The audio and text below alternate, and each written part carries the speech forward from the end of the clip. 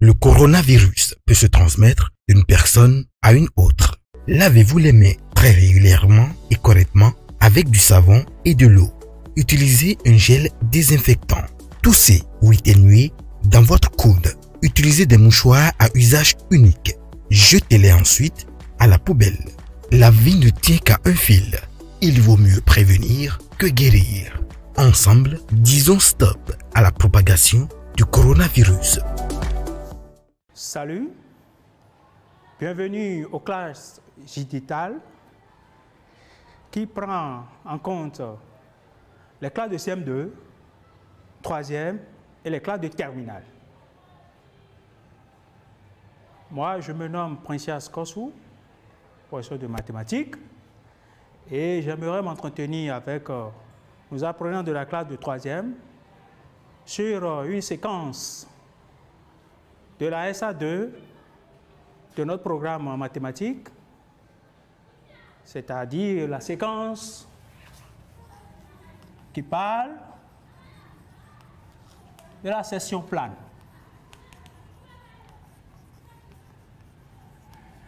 Et quand on parle de session plane, on parle de session plane par rapport aux figures de l'espace, au solide de l'espace. Ici, nous avons le plus souvent le cône de révolution et la pyramide régulière. Mais aujourd'hui, nous allons nous accentuer sur le cône de révolution. Alors, la section plane d'un cône de révolution, qu'est-ce que c'est? Il s'agit de ce solide que nous connaissons tous, qui a la forme de certains objets que nous voyons le plus souvent, surtout chez nous ici au Bénin. Ça ressemble au temple, aux cases de Tata Somba au nord. Ça ressemble aussi à un fétiche de ceux que nous appelons communément les embêtants. Ça ressemble également au chapeau du Père Noël, Papa Noël. Alors, ce solide de l'espace, comment l'obtient-on? Lorsque je prends, par exemple, cet instrument que nous connaissons tous, c'est l'équerre. Alors, ce solide de l'espace est obtenu lorsqu'on fait pivoter, c'est-à-dire lorsqu'on fait tourner, on fait une rotation sur l'un des côtés de ce triangle. Alors, lorsque je me mets à le faire, voilà, je pose et je fais pivoter. Et en pivotant, qu'est-ce que je constate? Je constate que ce côté est fixe. D'accord? Ce côté est fixe. Nous avons ce côté qui est dans l'espace et qui tourne. Et le côté du bas forme un disque en bas. Et là, nous avons ce que on appelle le cône de révolution. Et quand nous prenons ce cône de révolution, nous allons déterminer ses caractéristiques. Ces caractéristiques qui sont, nous avons la hauteur, nous avons le rayon de base, et puis nous avons l'apothème. Alors là, nous avons la hauteur que nous appelons H, la base, ce côté que nous appelons le rayon, et là, nous avons l'apothème. Alors, quand on parle des caractéristiques du cône,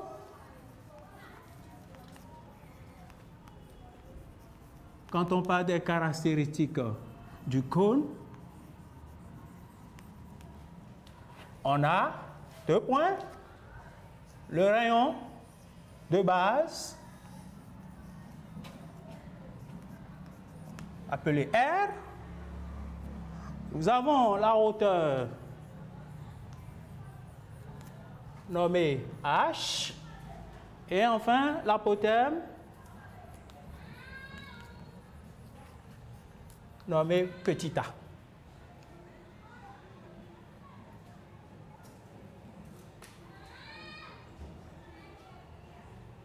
ce cône que nous avons devant nous sera sectionné suivant un plan parallèle à sa base. Sectionner, c'est couper. En termes vulgaires, simples, c'est couper. Alors, nous allons couper ce cône. Et en coupant le cône par un plan parallèle à sa base, lorsque je m'exerce à le faire,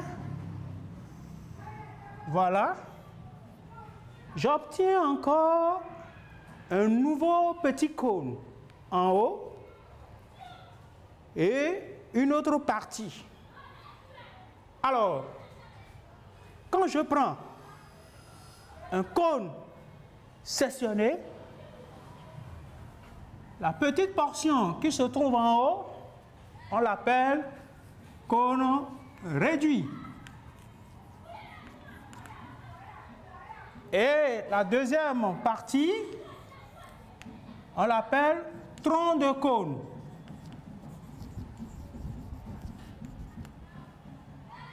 Et puis le tout, on l'appelle cône initial.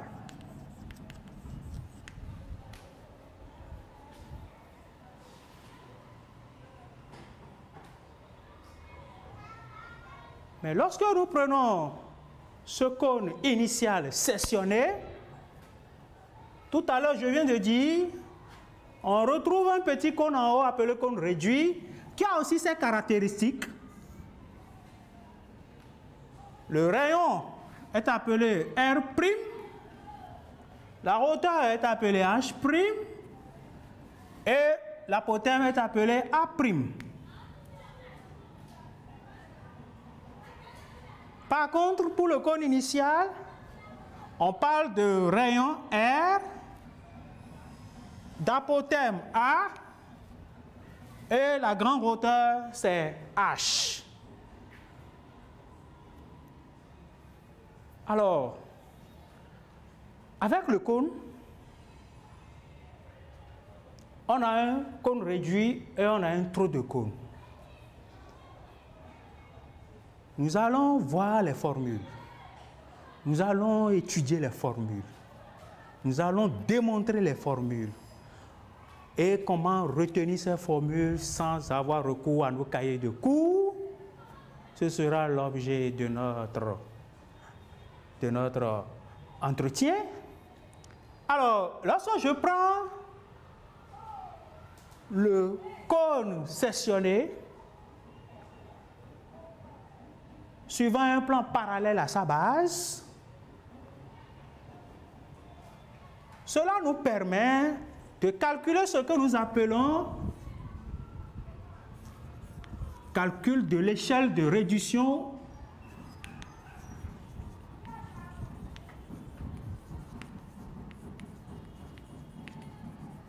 l'échelle de réduction notée K. Parce que c'est suite à une échelle de réduction que le cône a été sectionné. Alors, pour avoir K, on rassemble rapidement les caractéristiques du cône réduit et les caractéristiques du cône initial. Alors, avec les caractéristiques du cône réduit et les caractéristiques du cône initial, j'aurai alors quoi? J'aurai R' sur R qui me permet de calculer K avec les apothèmes, j'aurai encore A' sur A et avec les hauteurs, j'ai H' sur H. Alors, lorsque je connais les deux rayons, je peux calculer K. Lorsque je connais les deux apothèmes, je peux calculer K. Lorsque je connais les deux hauteurs, je peux calculer K. Cela voudra dire K, si K est égal à R' sur R, je peux aller tirer de cette formule R ou bien R' Lorsque je m'intéresse à aller tirer R', qui est le rayon du cône réduit, cela me fera K fois le rayon initial. Si K est égal à A' sur A, je peux aller tirer également A' qui me fera alors quoi? Apothème K fois apothème initial. Et si K est égal à H' sur H, je peux avoir également alors H' qui me fait quoi? Qui me fait K fois H.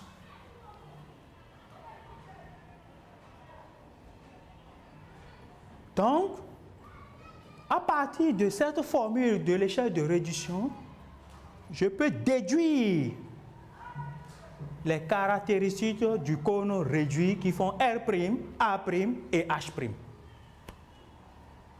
Ça, c'est une première partie pour avoir K. Pour avoir toujours K, je peux utiliser les aires. Les aires. Les aires, il s'agit de l'aire de base, il s'agit de l'aire latérale, il s'agit de l'aire totale. Et dans les classes antérieures, on a eu à étudier les formules sur le cône. Quand nous prenons par exemple l'aire de base du cône, R de base égale à quoi? La base étant circulaire, R du cercle depuis le CM2, c'est rayon au carré fois pi. Alors, si l'aire de base du cône initial est R au carré fois pi, nous aurons l'aire de base du cône réduit qui fera alors quoi? R' au carré fois pi.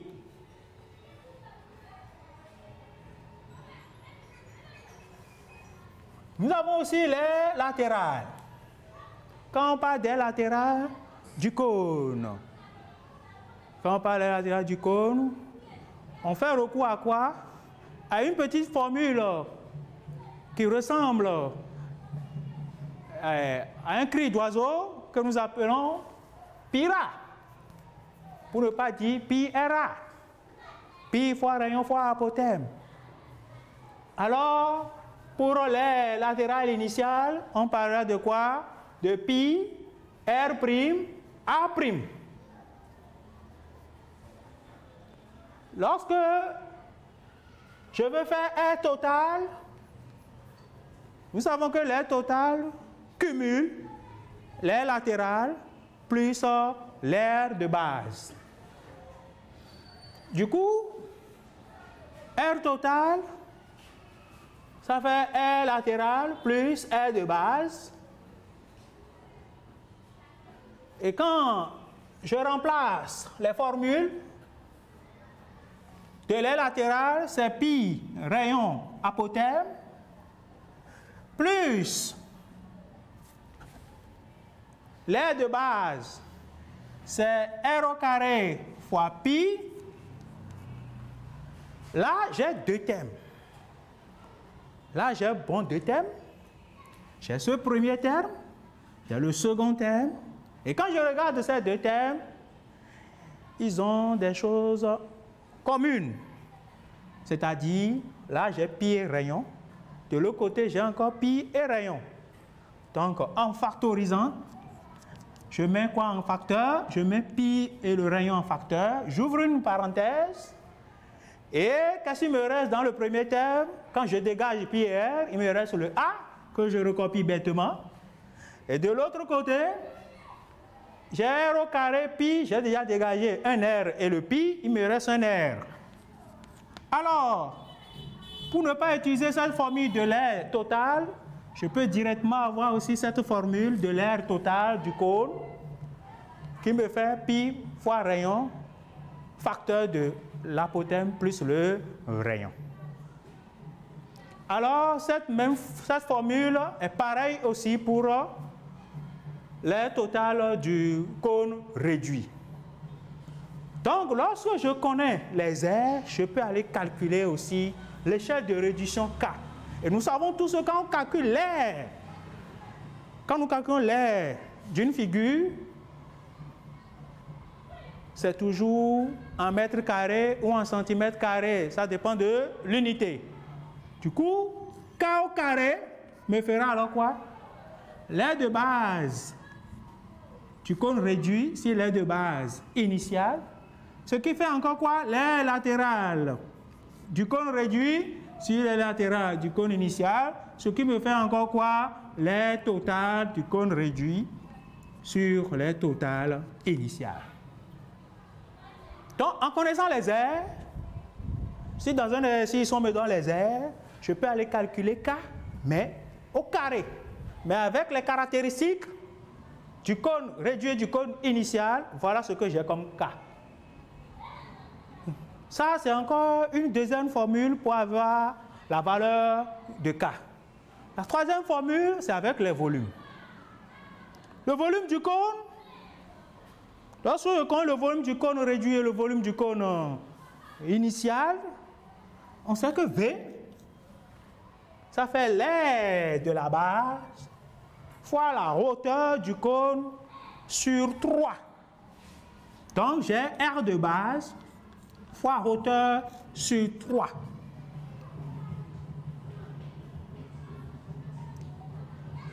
Quand il s'agira aussi du volume du cône réduit, je dirais ici ça fait R de base prime fois hauteur prime, le tout sur 3. Alors, en connaissance de volume, je sais que aussi le volume, quand on calcule le volume, c'est en centimètres cubes ou en mètres cubes. Alors, notre K fera ici alors quoi, chers amis? K au cube égale V prime sur V.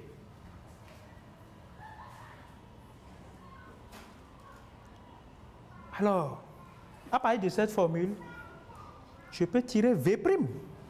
Je peux avoir V' facilement qui me fera alors quoi? V' égale V fois mon Q au cube. Si je connaissais dans l'exercice peut-être la valeur de K et le volume initial, je peux tirer le volume du cône réduit. Voilà un peu avec les formules sur le cône, ce que nous pouvons avoir comme échelle de réduction. Donc, avec les caractéristiques, du cône réduit, du cône initial, voilà ce que K me donne. Avec les aires, voilà ce que K me donne. Et avec les volumes, voilà ce que K me donne.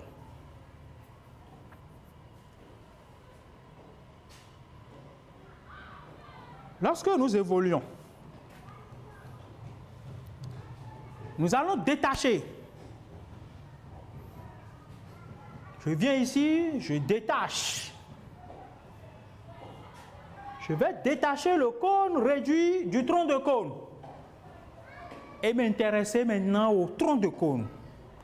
Parce que je connais déjà les volumes, les formules sur le cône, que ce soit le cône initial ou le cône réduit. Mais concernant le cône, le tronc de cône, lorsque je prends le tronc de cône,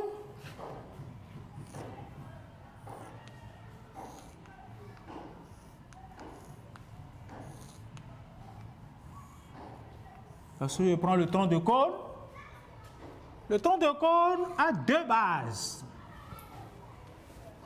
Une petite base et une grande base. Lorsque je prends la petite base, a pour rayon R' et la grande base circulaire a pour rayon R. Et de la petite base pour la grande base, j'ai une hauteur que nous appelons hauteur du tronc, que je nomme ici O'. Alors, lorsque je vais m'intéresser maintenant à calculer la hauteur de ce tronc, l'apothème de ce tronc et le volume de ce tronc, j'aurai recours à d'autres formules.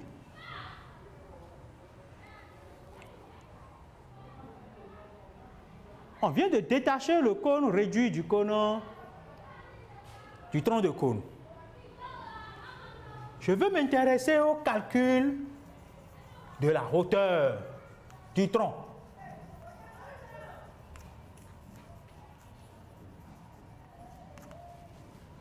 Du tronc de cône. Quand je regarde le cône initial, j'ai la hauteur, la grande hauteur, qui est composée de quoi? De la petite hauteur qui est H' plus la hauteur du tronc que nous nommons ici HT.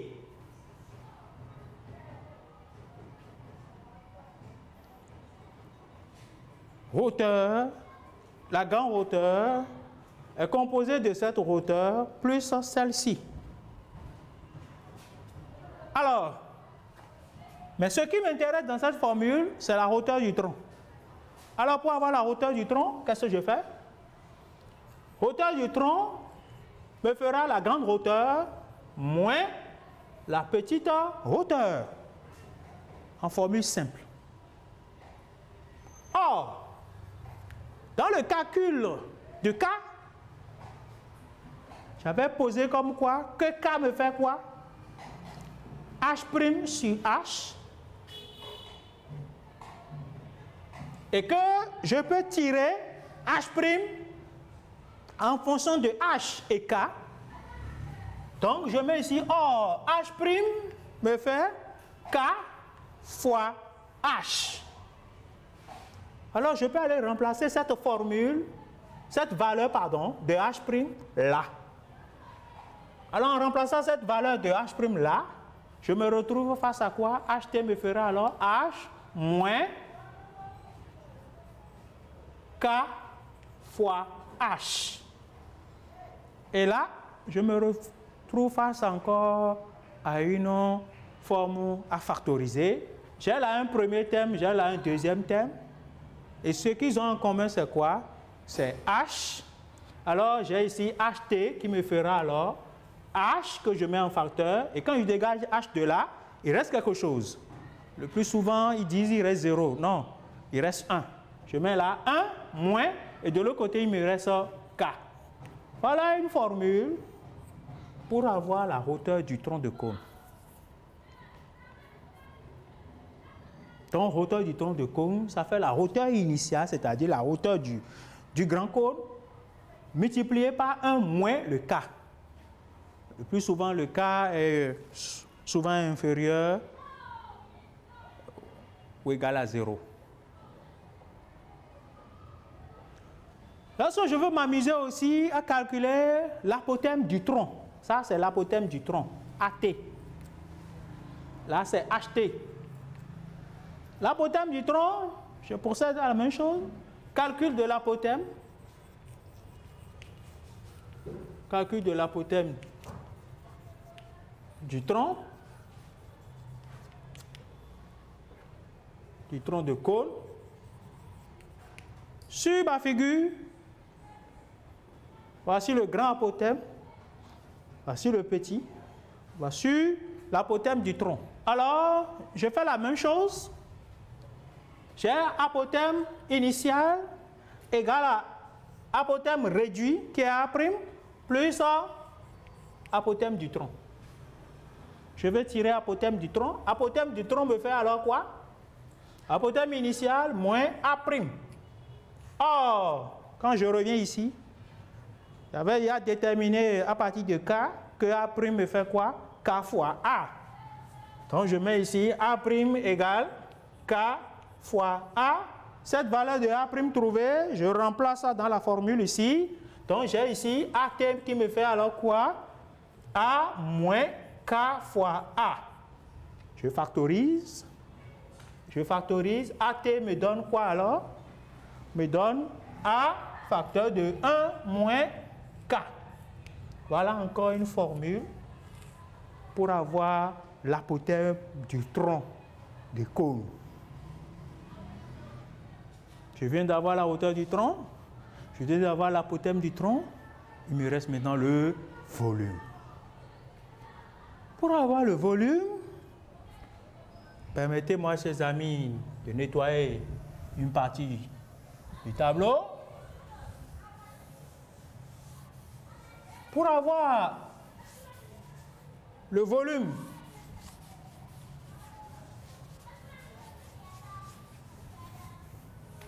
du tronc, calcul du volume,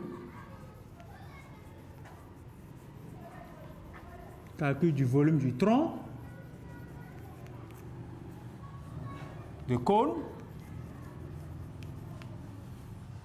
volume V, c'est-à-dire volume du cône initial, du grand cône, ça fait le volume du petit cône, que nous appelons cône réduit, appelé V', plus le volume du tronc, appelé VT.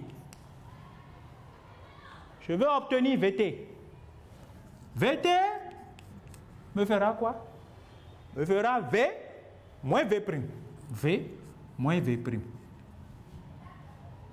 Or, ici tout à l'heure, j'avais dit que K au cube est égal à V' sur V, ce qui me permet d'avoir V' est égal à quoi? V fois K au cube. Donc je mets en V' me fait V fois K au cube. Alors quand je reviens ici, j'aurai VT qui me fera alors quoi? V moins V fois K au cube. Et en voulant factoriser, j'ai quoi en commun? V, que je mets en facteur. Quand je dégage V de là, il me reste 1 moins le K au cube. Voilà, avec le tronc de cône, comment je peux avoir la hauteur du tronc, l'apothème du tronc, le volume du tronc, sans avoir recours à mon cahier de cours, je m'applique. Voilà l'essentiel à garder sur la section plane d'un cône de révolution suivant un plan parallèle à sa base, les formules de base à garder. L'essentiel ici est de s'appliquer, parce qu'il arrivera qu'on vous demande de démontrer l'une de ces formules, et en s'appliquant, vous allez les garder. Alors, nous allons passer à un exercice d'approfondissement. À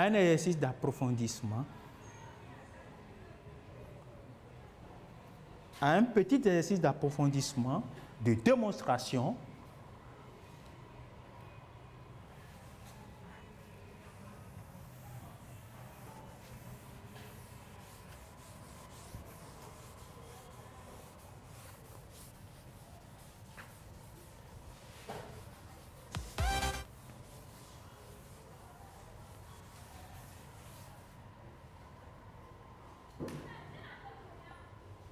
On vous demande de démontrer, je mets d'abord approfondissement,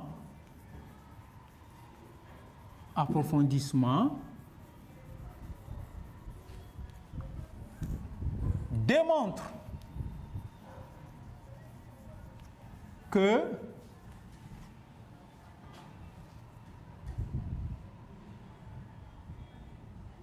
les latérales du tronc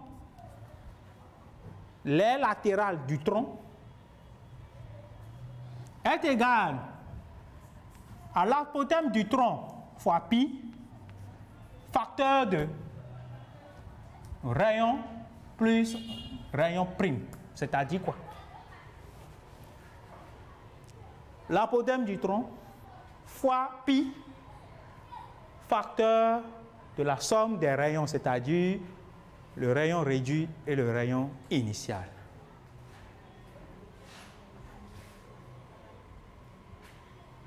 Nous savons tous que nos amis de la classe de 3e n'aiment pas les démonstrations, et pourtant c'est facile. Alors, on se demande Par où commencer? Il faut commencer par la formule de base. La formule de base. Quand nous prenons l'aire latérale du tronc, ça fait l'aire latérale du cône initial, facteur de 1 moins k au carré. Aire latérale du tronc, ça fait aire latérale initiale, facteur de 1 moins k au carré. Nous allons partir de là et démontrer jusqu'à retrouver ce qu'on nous demande de démontrer.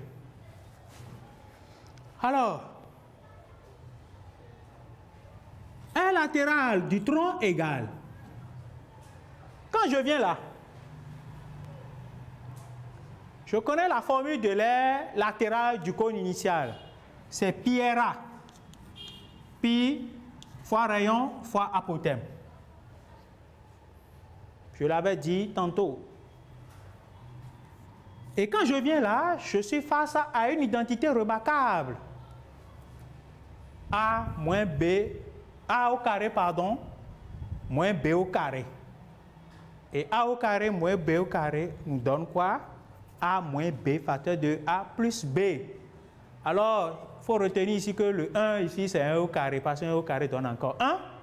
Donc je développe, là j'ai 1 moins K facteur de 1 plus K.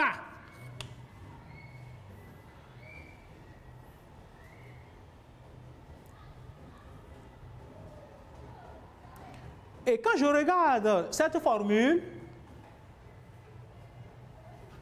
cette partie me rappelle à quelle formule? Quand je prends cette partie, me rappelle une formule.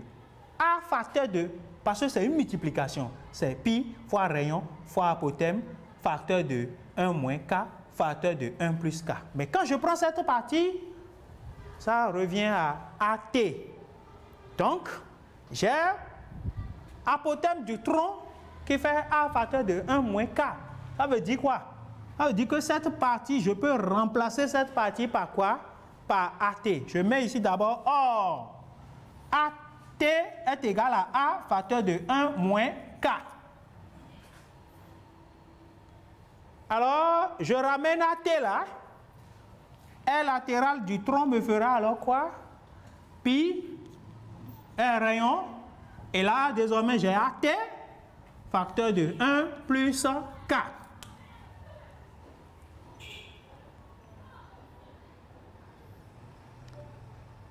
Je continue. Toujours, je suis face à des produits de facteurs.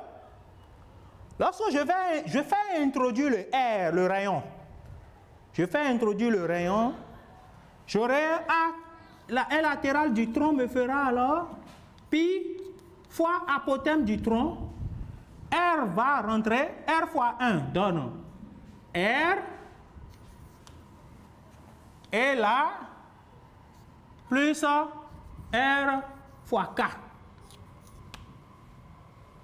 Le R est rentré dans la parenthèse. R fois 1, R fois K, RK.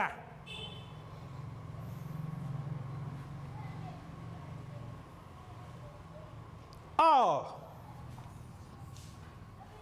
on sait que K est égal à R' sur R.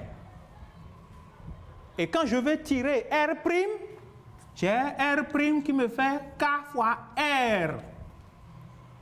Ça veut dire quoi? Ça veut dire que R fois K qui est là peut être remplacé par quoi? Par R'.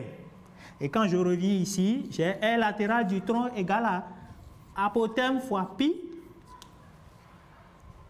Facteur de quoi maintenant? R plus ceci, le voici, plus R'. Et je viens de retrouver ce qu'on m'a dit de démontrer. Chers amis, c'était un approfondissement pour démontrer une formule du tronc de cône. Je vous remercie de m'avoir suivi et à bientôt.